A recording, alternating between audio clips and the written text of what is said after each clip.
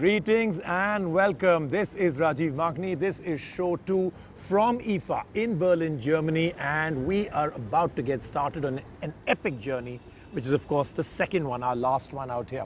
Now the reason I'm sitting here is I'm conserving energy. The amount of space I have to cover right now, last time I think about 17,000 steps is what I told you. This time it's going to be even more intense, maybe 20,000 steps is what I'll have to take inside. It's all for you. It's all about electronics, technology and amazing gadgets. But more importantly, last week we did the top 10 gadgets that are being shown out here. Today I'm going to do the top 5 categories, some hot, some that are maturing. So let's get started with IFA Part 2. See the crowd? Do you know what it's for? It's for a device that's inside a box, not even plugged in, not even working. What could it be? It's the Sony PS4. Obviously, it's got everybody excited. This is the first time people are getting to see what it'll look like, what are the accessories, what it'll come with. But you know, this is our show on NDTV. Are we going to just show you something inside a glass or a plexiglass box? Of course not. We kick off this week's coverage with a game console that has been making all the right PR moves, the PS4. Sony has been making headlines thanks to the recent unveiling of the PS4. Design-wise, it hits all the right notes as well. It's sleek and futuristic and comes with a custom 8-core processor codenamed Jaguar and a 1.84 T-flops custom AMD GPU. Now what this means is, it is truly a giant when it comes to performance. It also packs in a 500GB hard drive to store all your games. All right, it's still Sony time, and this time it's the big one, the phone everybody's been waiting for after the very successful Xperia Z. We are into second generation, the Sony Xperia Z1. Now, in terms of the phone, again, it's Sony quality, it's beautiful in the hand, really excellent screen, great ergonomics, super thin, fantastic, an aluminium button here. It's super waterproof. Is there a word called super waterproof? Well, this one, it is. I'll show you that demo. I'm going to dunk it into water. But besides that, this is mainly about its camera. The camera in this really can do so much more than you would have ever expected from a phone. So coming up, a detailed look at the Sony Xperia Z1. Up next, we have the Sony Xperia Z1. The Sony Xperia Z1 continues the proud Z series lineup, and just as its predecessor before it, the Z1 is a design marvel and it feels great to hold in the hand too.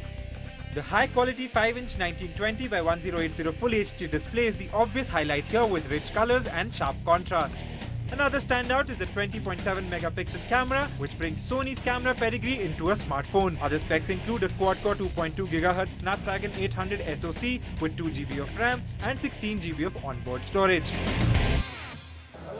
Well, the Z1 story is not over. As per my promise, I'm going to dunk it into water. Well, not me. This robotic arm is, as you can see, there it goes into water. And now I will command it. Come up, Xperia Z1. Enough water for you. Come right up. And there. It listens to me. It's a very sweet phone. Like I said, it listens to me. So obviously this is waterproof. Don't need to prove it further. But something else that you've been waiting for that is also waterproof is this. This is Sony's SmartWatch 2. Now I've got to admit, Sony's SmartWatch 1 was one of the most clunky devices I've ever reviewed and ever really used. But this one seems to be changing the equation. So has the smartphone smartwatch war been started? Absolutely. Take a look at these. Very interesting colors. It comes, with a metal strap, pink, a very nice green, another lemon green or a neon green, purple, black. And what can it do? How is it different from the Samsung Galaxy Gear? Well, there's only one show that's going to tell you all. It's this show, and it's about to happen. Up next, we take a look at Sony's take on the smartwatch segment, the SmartWatch 2. The biggest difference between this and the previous gen smartwatch from Sony, apart from the NFC integration, is the overall look of the product. Made from aluminium and with options for a silicone or stainless steel wristband, it just feels a lot sturdier overall. The 1.6-inch LCD screen is bright and easy to use in direct sunlight, and like its Z family of products, the SmartWatch 2 is water resistant. And now for what I think has got to be again one of the superhero products of IFA. Now you've got a normal phone like this one. You're taking a picture, you're not really satisfied. What's the next level? Well, you take one of those rinky-dinky lenses, those little Chinese ones that come, and you put it at the back of your phone. Well, that's one solution, not really a great one. And then comes the ultimate solution, this one. Take the phone, take a lens from Sony, which is already Wi-Fi enabled, put the Wi-Fi on, it will find its own hotspot, attach it, and then a new app on your phone becomes your camera app. And this is what it will look like. That's the Wi-Fi lens, that's your phone, it's attached, and you can control that entire lens with that app, including when the lens is not on the phone. Imagine your lens is somewhere, you're somewhere, and you can actually do a lot of trick photography and a little bit of secret photography too. So this, according to me, is the big one here. Lenses that are actually cameras on their own, mounted onto, let's say, a phone like this, or even a tablet or anything else that you require. And now for something truly unique, the mobile lens QX100 and QX10.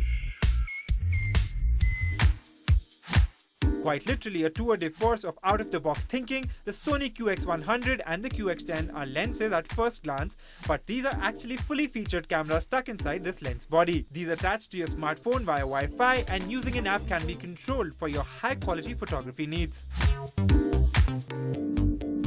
And our rolling adventures, our ship that's sailing down the technology sea, brings us now to Sony. And the first one is very interesting. Now, we've been talking about 4K. Every company has 4K.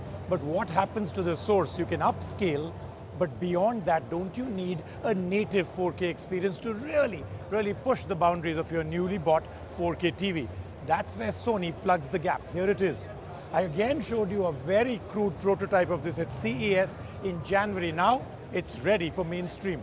This is a 4K player. You can actually throw in 4K software or sources into it, or anything that you throw in, including a normal Blu-ray, will upscale to native 4K in this. And then, of course, they're going to play it on that TV. So I'm going to show you the native 4K experience. And then, of course, if everybody else has it, can Sony be far behind? A curved TV. Now let's take a look at Sony's 4K offerings. Sony seems to be making a huge bet on 4K this year. The 4K media player they showcased can take sources from multiple inputs that can all be upscaled to 4K. Now, of course, 4K media players are going to need a device that outputs 4K, and that's where the curved LED TVs come in. And Sony showed these off prominently as well. Now, upscaling native 1080p content is fine, but without native 4K, all of this is a little pointless, and that's where the newly launched Sony 4K media store comes in, with many top titles available for your viewing pleasure in full 4K.